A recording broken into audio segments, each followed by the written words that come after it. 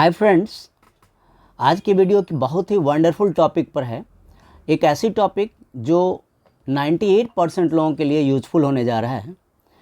Post office की एक बहुत अच्छी स्कीम है, national saving certificate scheme NSC scheme, जो मार्च 2025 की अपडेट आज डिस्कस करूंगा। हम लोग ये डिस्कस करेंगे कि कौन ये बाय कर सकते हैं, क्या एलिजिबिलिटी है, एज कितनी होनी चाहिए, कितना मिनिमम इन्वेस्टमेंट हो सकता है, कितना मैक्सिमम हो सकता है, क्या हम ट्रांसफ़र कर सकते हैं, क्या हम एक पोस्ट ऑफिस से दूसरे में ट्रांसफ़र कर सकते हैं, क्या हम अपने रिलेटिव को या जॉइंट अकाउंट होल्डर को या घर के किसी दूसरे मेंबर को अपना अकाउंट ट्रांसफ़र कर सकते हैं, कितनी मैच्योरिटी पीरियड होती है, क्या हम मैच्योरिटी के पहले मनी विड्रॉ कर सकते हैं, क्या टैक्स कुछ लगता है। इस तरह की सारी बातें हम लोग वन बाय वन डिस्कस करेंगे, इसलिए आप वीडियो के एंड तक बने रहें। और वीडियो आपको पसंद हो तो लाइक कीजिए, शेयर कीजिए और सब्सक्राइब कीजिए। I am Vijay and you are watching financial vision by Vijay Sinha. तो देख रहे हैं जैसा आप कि post office NSC scheme March 2025 एक गवर्नमेंट का एक बहुत ही पॉपुलर स्कीम है जो इंडियन पोस्ट ऑफिस के थ्रू हमें ऑफर होता है।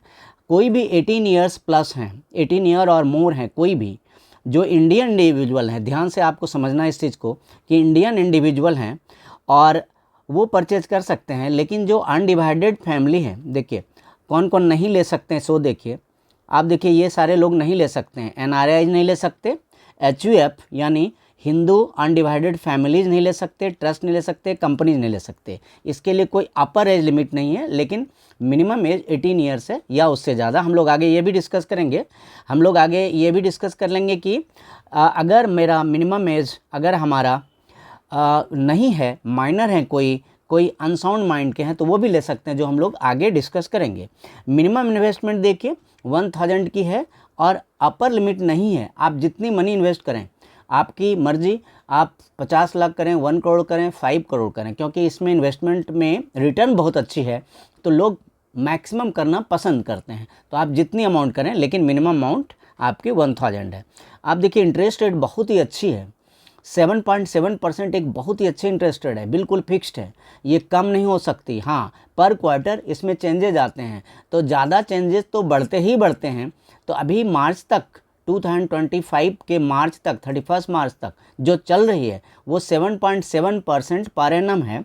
और मार्च के बाद अगर कोई चेंज आती है तो इंक्रीज ही होगी, मोस्टली इंक्रीज होता है, डिक्रीज तो होता नहीं। तो हर क्वार्टर में थोड़ी सी चेंज आती है। टाइप ऑफ एनएससी कितने हैं, अकाउंट होल्डर किस टाइप के हो सकते हैं, तो सिंगल अकाउंट होल्डर भी हो सकते हैं, जॉइंट अकाउंट होल्डर जिसमें कि 3 लोगों तक, जॉइंट अकाउंट होल्डर में 3 एडल्ट अकाउंट होल्डर तक हो सकते हैं। जॉइंट ए और जॉइंट बी 2 टाइप के होते हैं। जॉइंट ए और जॉइंट बी टाइप में थोड़ी छोटी छोटी डिफरेंस होती है। तो जब मैच्योरिटी अमाउंट मिलती है जॉइंट ए टाइप में, तो सारे अकाउंट होल्डर को मिलती है या फिर सर्वाइवर को मिलती है, और कॉन्सेंट सबकी ज़रूरी होती है। इसकी मैच्योरिटी के बाद कैश लेने के लिए सबकी सिग्नेचर, सबकी कंसेंट की ज़रूरत पड़ती है। अगर एक किसी अकाउंट होल्डर का डेथ हो जाए जॉइंट ए टाइप में, तो जो सर्वाइविंग होते हैं, जो जीवित होते हैं जो अकाउंट होल्डर, उनको ये ट्रांसफ़र हो जाता है। जॉइंट बी टाइप में क्या है कि किसी भी अकाउंट होल्डर को ये मिल जाता है, और कोई भी एक सिंगल जॉइंट अकाउंट होल्डर में से कोई एक होल्डर भी एनकैश कर सकते हैं अपनी तरफ से मैच्योरिटी होने के बाद। तो देखिए और भी तरह की अकाउंट होल्ड होती है एनएससी की। माइनर के बिहाफ पर गार्डियन या पेरेंट्स या गार्डियन माइनर के बिहाफ पर ओपन कर सकते हैं, लेकिन जो गार्डियन होते हैं उनको 18 ईयर्स या ज़्यादा का होना ज़रूरी है। और कभी कोई पर्सन अगर अनसाउंड माइंड के हैं, उनकी मानसिक स्थिति अगर ठीक नहीं है, बहुत से लोगों की मानसिक स्थिति उतनी अच्छी नहीं होती, अनसाउंड माइंड का जिनको बोलते हैं, तो उनकी तरफ से भी कोई गार्डियन बनकर ले सकते हैं, लेकिन गार्डियन को 18+ होना ज़रूरी है। अब देखिए ट्रांसफ़र के भी रूल हैं एनएससी में। एक बहुत अच्छी बात है कि एनएससी की ट्रांसफ़र भी होती है, 2 तरह की ट्रांसफ़र होती है। एक ट्रांसफ़र होती है 1 पर्सन टू अनदर, और दूसरी ट्रांसफ़र होती है 1 पोस्ट ऑफिस टू अनदर। तो आप समझ गए कि एक पर्सन दूसरे पर्सन के नाम से ट्रांसफ़र कर सकता है, और एक पोस्ट ऑफिस से दूसरे पोस्ट ऑफिस में भी हम अपनी एनएससी को ट्रांसफ़र कर सकते हैं।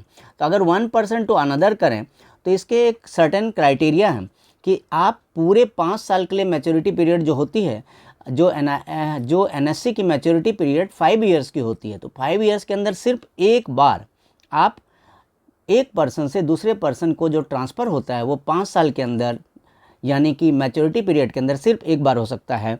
लेकिन उसको करने के लिए आपको इंडिविजुअल इंडियन इंडिविजुअल होना है।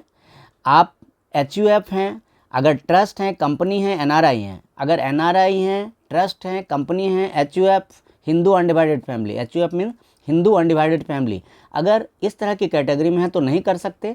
अगर इंडियन इंडिविजुअल हैं, 18 ईयर्स या उससे ज़्यादा हैं, तो आप अपने अकाउंट को दूसरे के नाम पर ट्रांसफ़र कर सकते हैं। किनको ट्रांसफ़र कर सकते हैं आप माइनर को कर सकते हैं, अगर उनकी एज आ गई है, अगर मैच्योर हो गया है माइनर तो उसको ट्रांसफ़र कर सकते हैं, या नॉमिनी को और अपने लीगल हेयर को, चाहे तो आपने जिन्हें नॉमिनेट किया है उनको कर सकते हैं, या जो आपके एक कानूनी तौर पर उत्तराधिकारी हैं, लीगल हेयर हैं, उनके नाम पर भी आप ट्रांसफ़र कर सकते हैं। अब देखिए स्पेशल केसेस में, कभी कभी स्पेशल केसेस में जो होते हैं ट्रांसफ़र, अगर अकाउंट होल्डर का डेथ हो जाए, अगर सिंगल अकाउंट खोला है, जॉइंट अकाउंट नहीं है, अगर सिंगल अकाउंट खोला है तो NSC हम ट्रांसफ़र कर सकते हैं। अगर सिंगल अकाउंट होल्डर की डेथ हो जाती है तो NSC को हम अपने नॉमिनी को नेचुरल वे में, जिनकी डेथ हो गई नेचुरल वे में, उनकी नॉमिनी को या लीगल हेयर को, यानी जिनको नॉमिनी बनाया है या जिनको कानूनी उत्तराधिकारी जो होते हैं, वो सन डॉटर कोई भी हो सकते हैं, जो लीगल हेयर होते हैं, उनके नाम पर ये ट्रांसफ़र हो जाता है। जॉइंट ए अकाउंट और जॉइंट बी अकाउंट में थोड़ी सी डिफरेंस होती है। जॉइंट ए अकाउंट में क्या होता है कि जो भी सर्वाइविंग होल्डर है, जॉइंट अकाउंट में क्या होता है, 2 या 3 अगर अकाउंट होल्डर हैं जॉइंट में, तो जो सर्वाइविंग में जीवित हैं तो एक की डेथ के बाद दूसरे को ट्रांसफ़र होता है, लेकिन अगर कोई भी अकाउंट होल्डर जीवित नहीं है तो नॉमिनी को ट्रांसफ़र हो जाता है। जॉइंट बी में क्या होता है कि अगर कोई सर्वाइविंग होल्डर हैं, अगर कोई जीवित हैं तो, और कोई जीवित हैं तब तो उनके नाम पर, और अगर जीवित नहीं हैं तो नॉमिनी के नाम पर ट्रांसफ़र हो जाता है। अच्छा, इसमें लोन के लिए कभी कभी प्लेज कर सकते हैं, गिरवी रखना बोलते हैं, हम अपने NSC को लोन के लिए गिरवी रख सकते हैं, प्लेज कर सकते हैं। तो आगे के पॉइंट को डिस्कस करने के पहले आपसे फटाफट रिक्वेस्ट करूंगा कि आप वीडियो को लाइक कीजिए, शेयर कीजिए और चैनल को सब्सक्राइब करके नोटिफिकेशन बेल ऑन कर दीजिए, जिससे टाइम टू टाइम जितने फाइनेंशियल अपडेट मैं लाता हूँ आपको टाइम पर मिल सके, क्योंकि मैं बहुत ही रेगुलरली एकदम अपडेटेड न्यूज़ लाता हूँ, बिल्कुल लेटेस्ट और अपडेटेड, जो आपके बड़े काम की होती है। तो आप सब्सक्राइब करके रख लीजिए। प्लेज कर सकते हैं, अपने NSC को प्लेज करके आप लोन ले सकते हैं। प्लेज हम किसी भी तरह से कर सकते हैं, बैंक को भी कर सकते हैं, किसी गजेटेड ऑफिसर को कर सकते हैं। ये हमारा कोलेटरल की तरह बिहेव करता है, मतलब एक तरह से समझिए कि कोलेटरल का मतलब एक, आप कह सकते हैं कि एक, जिसको गवाह, साक्ष्य, विटनेस कहते हैं, उस तरह से हम अपने NSC का भी यूज लोन के लिए कर सकते हैं, गिरवी रख सकते हैं, प्लेज कर सकते हैं। तो अगर प्लेज किया हुआ है तो भी हम, क्या होता है कि बाद में ट्रांसफ़र शुरू में तो होता है, बैंक को ट्रांसफ़र होता है या जिनसे हमने लोन लिया उनको ट्रांसफ़र होता है, लेकिन ये परमानेंट नहीं होती। जैसे आप लोन की अमाउंट पे कर देते हैं, दोबारा वापस कर देते हैं, तो आपके नाम पर फिर से दोबारा ट्रांसफ़र हो जाता है। ट्रांसफ़र एक पोस्ट ऑफिस से दूसरे पोस्ट ऑफिस में होता है, जितनी बार चाहें उतनी बार हो सकती है, लेकिन इसके लिए आपको पोस्ट मास्टर की परमिशन की ज़रूरत होती है। और इसमें एक चीज़ होता है कि आपकी कन्वीनियंस के हिसाब से पोस्ट ऑफिस एलोकेट कर देती है, दूसरी पोस्ट ऑफिस में ट्रांसफ़र एक्सेप्ट कर लेती है। अब देखिए, ऐसा हो सकता है कितने लोगों के मन में होगा कि कितने NSC अकाउंट हम खोल सकते हैं, तो लिमिट नहीं लगाया है पोस्ट ऑफिस ने, गवर्नमेंट ने कोई लिमिट नहीं लगाई है। आप जितनी मर्जी NSC अकाउंट खोल सकते हैं, 1 पर्सन 3, 4, 5 जितनी मर्जी NSC ले सकते हैं।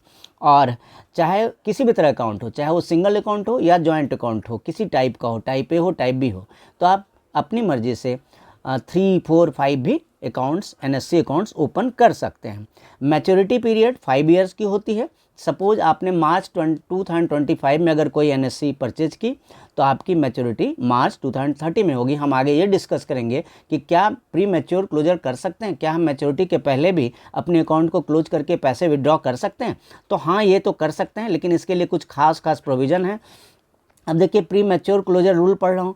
जो ये प्री मैच्योर क्लोजर रूल्स होते हैं, तो उसमें क्या होता है कि हम 2 तरह से कर सकते हैं।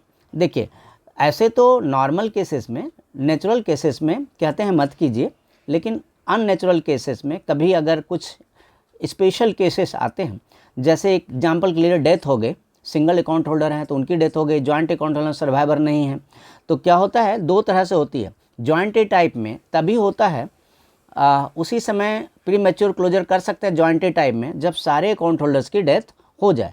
तो ये क्या होता है, नॉमिनी चाहे तो इसे कैश ले ले, चाहे तो विड्रॉ कर ले या चाहे तो कंटिन्यू कर ले, या लीगल हेयर कोई भी कर सकता है। जॉइंट बी टाइप में क्या होता है, जॉइंट बी टाइप में भी यही है कि सारे अकाउंट होल्डर की डेथ हो जाए तो चाहे तो नॉमिनी या लीगल हेयर चाहे तो एनकैश कर ले, मतलब कैश विड्रॉ कर ले, और अगर कोई एक सर्वाइव है जॉइंट बी टाइप में तो वो चाहे तो पॉलिसी को कंटिन्यू कर सकते हैं मैच्योरिटी पीरियड तक।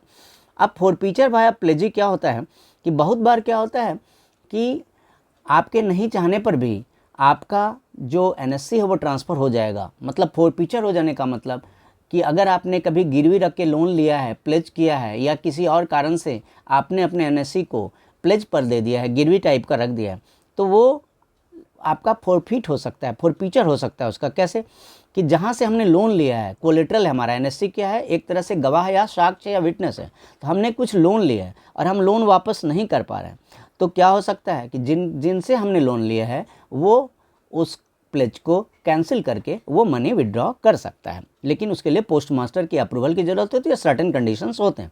कोर्ट ऑर्डर से भी हो सकता है कि अगर किसी तरह की बैंकरप्सी आ जाए, बैंकरप्ट हो जाए, दिवालिया हो जाए, कोई कानूनी कोई प्रॉब्लम आ जाए, कानूनी एक लोचा बोलते हैं, कानूनी लोचा आ जाए, या कोई दिवालियापन आ जाए, या किसी तरह की सेटलमेंट की बात आ जाए, तो उस केस में कोर्ट अगर ऑर्डर दे तो भी एनएससी प्री मैच्योर क्लोज हो जाता है, 5 ईयर्स के पहले क्लोज हो जाता है। और कंडीशन पर डिपेंड करता है कि वो मनी किस तरह से किसको मिलेगी।